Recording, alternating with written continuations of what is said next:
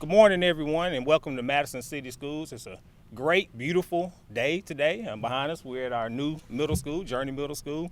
But also, we're here today for a great cause and a great reasoning. The Handle with Care program and the ability that it gives for our students in our community is outstanding. And to have that ability to be able to have communication between different organizations such as the Children Advocacy Center, and then also with our first responders in Madison City, Madison Police Department, our Fire and Rescue. So at this time, I'm going to turn it over to Mrs. Stephanie Allen, our Mental Health Coordinator in Madison City Schools. Good morning. I'm so happy to be here today and just to speak on behalf of Handle with Care. Handle with Care is a simple yet effective initiative that partners our schools and our first responders and our community together to help all of our kids succeed in school. And that's really our goal here, is for every kid to have the chance to learn and be successful when they come to school.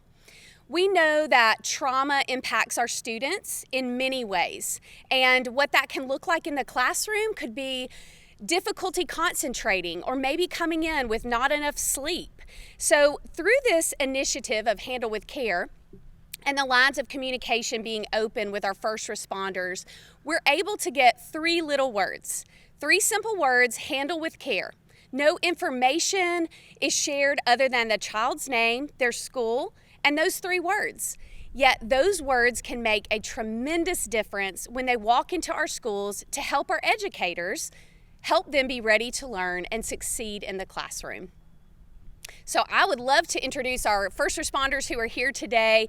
Their partnership is paramount in making this happen and sharing their resources with us as well. So I'd like to introduce Chief Bailey and Chief Gandy today to talk about Handle with Care as well.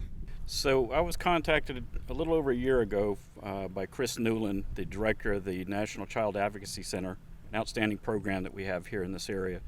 And he began to explain to me about the Handle with Care program, and he asked if the Madison Police Department would be interested, and I don't think he finished the sentence before I said yes.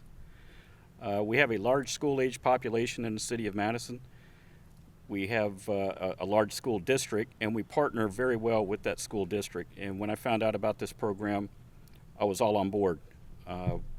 This is an outstanding program in that we can take some type of positive action to help a child through a traumatic incident. So the way the program works is a juvenile that is involved in a traumatic incident will most likely be contacted by a police officer during that particular incident. That officer will then use a software program that we've developed to notify the schools that this child has been involved in a traumatic incident and to handle that child with care when he or she returns to school.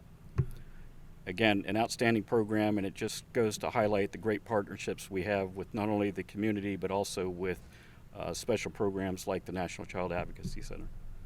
Thank you. I just wanted to add to that soon after Chief Gandy and his crew got involved with it, we were notified of it. And there are many times that only the fire department, really only all of our paramedics, we run all the medical calls here in the city as well, and police are usually there, but sometimes they're not.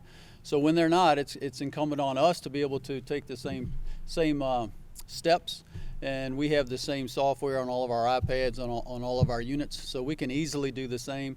And in fact, when we worked with the developers of this and Stephanie, we just asked, what's going to be the harm if both of us put it in, and they said no, we'd rather have two rather than none. So again, it's going to be a great program for our children over time for those instances where it's needed. It's an honor to be here on behalf of the National Children's Advocacy Center to represent Handle with Care and to talk about that opportunity in the community.